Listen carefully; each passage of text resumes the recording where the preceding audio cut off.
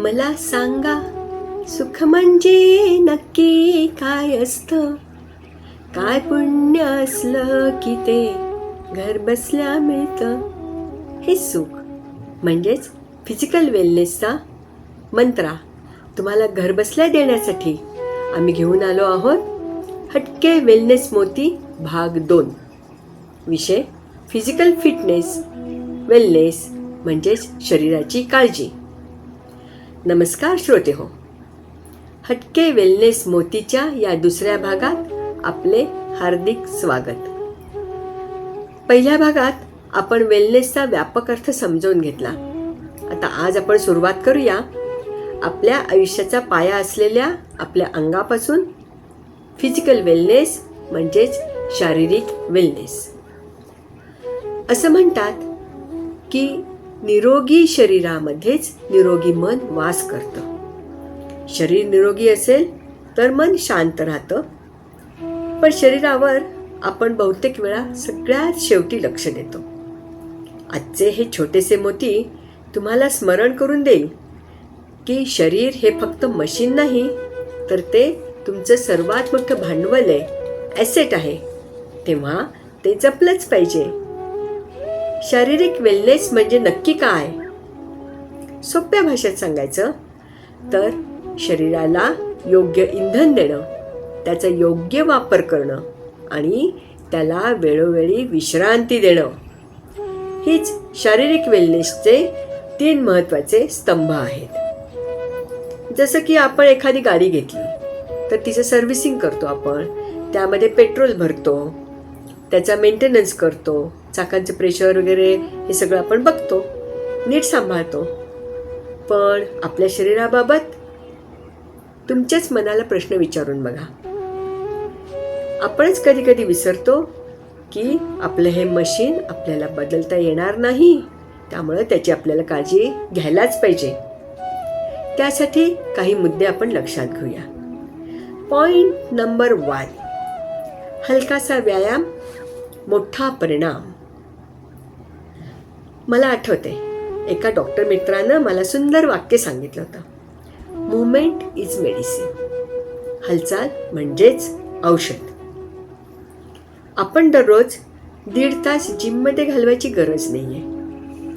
10-15 मिनिटांची चाल, सकाळी अंग सैल करण्यासाठी थोडे स्ट्रेचेस, किंवा घरातील जिना 2 वेळेला चढ उतार करणे, इतकं छोटं काही जरी आपण रोजच्या रोज केलं तरी आपल्याला शरीर आपलं लगेचच प्रतिसाद देईल. स्वतः सुरुवातीला फक्त आपण 10 मिनिटं आपण चालायला लागायचं, पण त्यामुळे काय होईल, तुमची झोप सुधारेल, भूक लागायला लागेल आणि मन सुद्धा प्रसन्न राहील. माझा अनुभव हाच आहे. तोच अनुभव तुमच्या वाट्यालाही यावं असं मला वाटतं.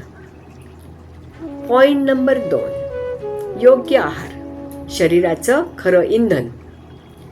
आपलं शरीर आपण त्याला जे देतो त्याच्यावर चालतं. आपल्या जीवनशैलीत आपण बहुतेक वेळा कन्व्हिनियन्सला प्राधान्य देतो, कारण सगळ्या मुलांचं आवरायचं, त्यांचे डबे, त्यांच्या वॉटर बॉटल्स, त्यांची व्हॅनची टायमिंग, अशामुळं आपण नॅचरली वळतो कुठं तर फास्ट फूड, झटपट स्नॅक्स, जास्त मीठ, जास्त तेल, जास्त साखर. पण तुम्हाला माहिती आहे का, हे सगळे पदार्थ लगेचच आपल्याला पोट भरल्याचं सेन्सेशन देतात, पण दीर्घकाळ घेतल्यास आपल्या शरीराला त्रास होतो. फिजिकल वेलनेस म्हणजे डाएट नाही आहे, त्यात बंदी नाही, त्यात आहे समतोल.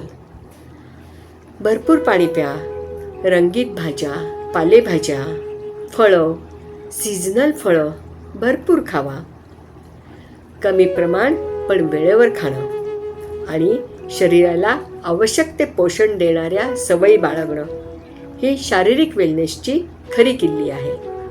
कार्बोहायड्रेट्स, प्रथिनं, फॅट्स याचा सगळ्याचा समतोल साधला म्हणजेच तो समतोल आहार होईल. विश्रांती आणि झोप, शरीराची सर्वात मोठी गरज. खूप लोकांना वाटतं की 4-5 तास झोप झाली म्हणजे बास झाली, पण तुम्हाला माहिती आहे, दिवसभरात आपल्या शरीरात वेअर अँड टेअर होत असतं. मग ते रिपेरी व्हायला नको त्याची. तर हे रिपेअरिंगचं वर्क हे रात्रीच्या वेळी झोपेत चाललेलं असतं.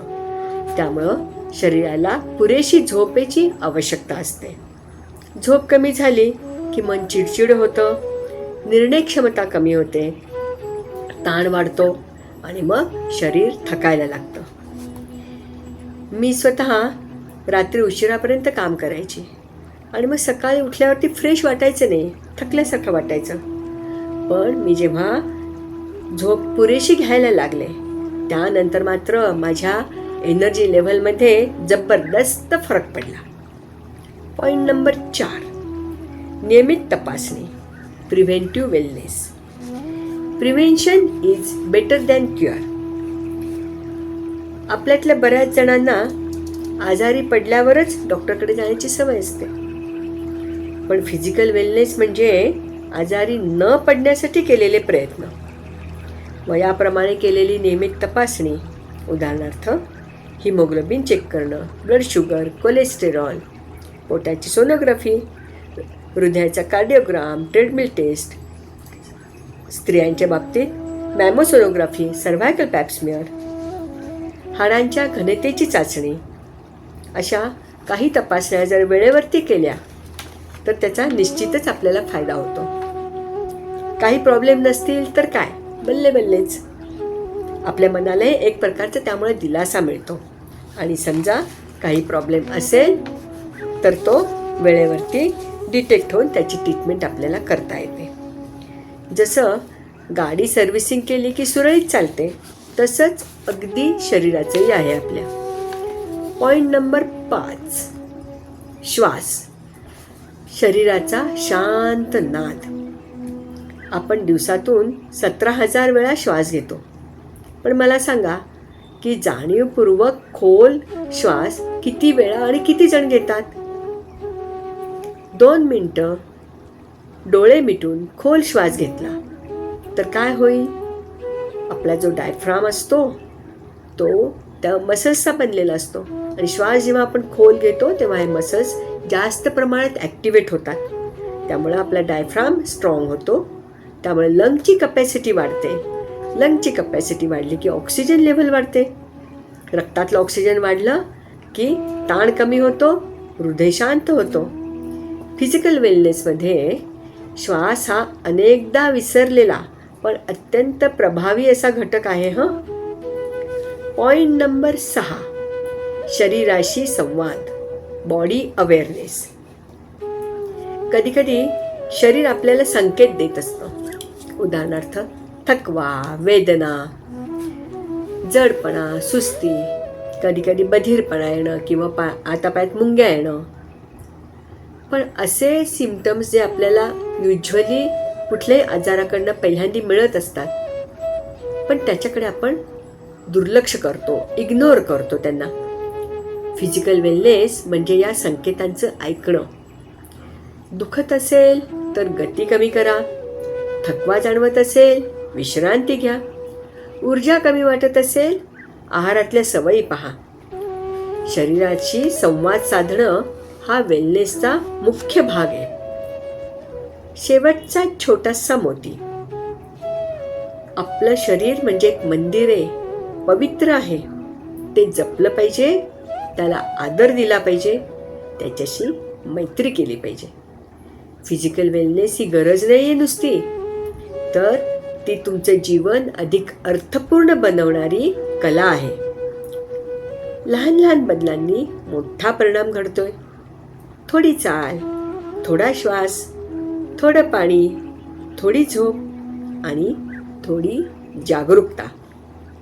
आणि हळूहळू मग शरीर म्हणू लागतं, धन्यवाद, आता मी तुझ्यासमोर तुझ्याबरोबर चालायला तयार आहे, रेडी टू गो. सगळ्या श्रोत्यांना हटके ग्रुपकडून सप्रेम नमस्कार.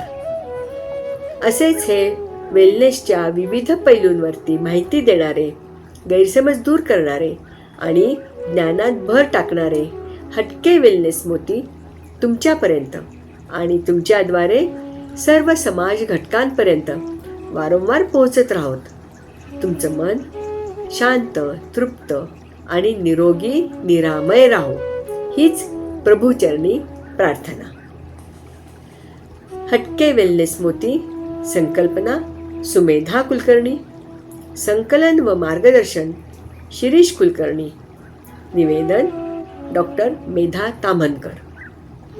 धन्यवाद.